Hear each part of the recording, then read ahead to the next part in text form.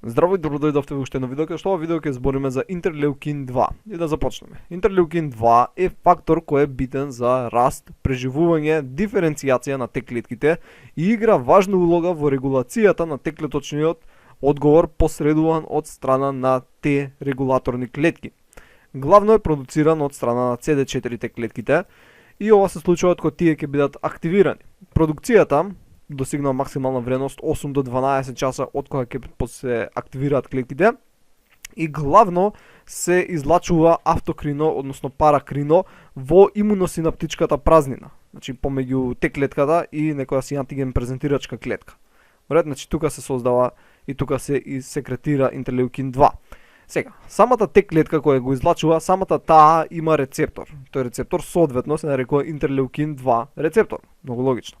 Сега, тој самиот рецептор пак е изграден од три различни полипептидни ланци. Значи, ланците ги именуваме алфа, бета и гама С. Алфа ланецот е тој кој се поврзува со интерлеукинот, значи интерлеукин 2 е ова црвеново топче овде.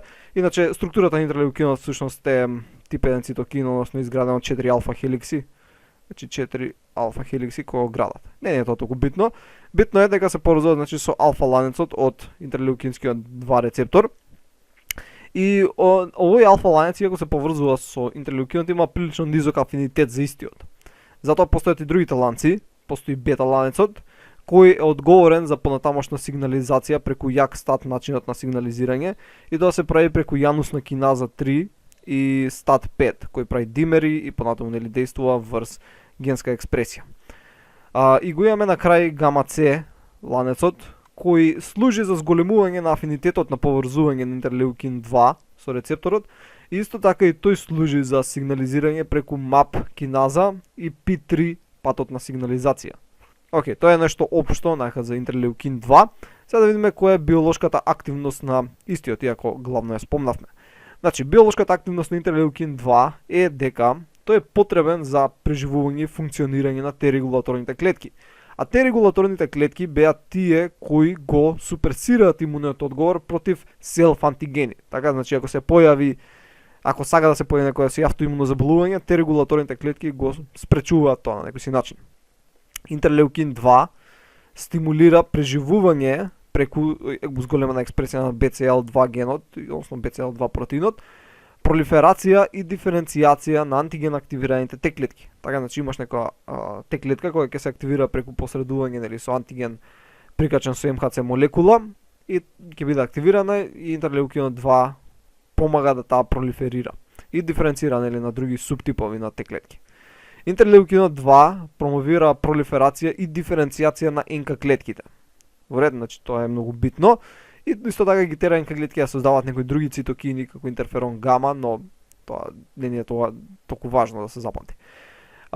Има некои истражување дека влие и врз Б клеточната активност, односно зголемува антителна продукција од страна на Б клетките.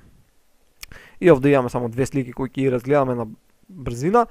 Односно дека интерлеукин 2, односно IL-2, действува врз Т клетки, така што имаме клонална експанзија, диференцијација, така во ефекторни мемориски клетки, промовира преживување на Т регулаторните клетки, можеби ја менува нејната функција и действува врз НК клетките.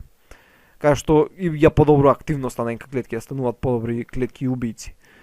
Овдека имаме нешто што не го спомнав, но може да го спомнеме дека дел од клетките, Т клетките, го немаат целиот рецептор постојано создаден. Значи, они го имаат фрагментот од Б и гама С.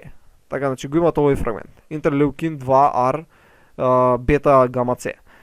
Но, од кои ќе бидат активирани преку костимулатори од страна на антиген презентирачка клетка, тие ќе почнат да создаваат и алфа синџирот од рецепторот. Вред, и сега овој рецептор ќе има висок афинитет. Ќе го има и алфа, и ќе го има и гама синџирот.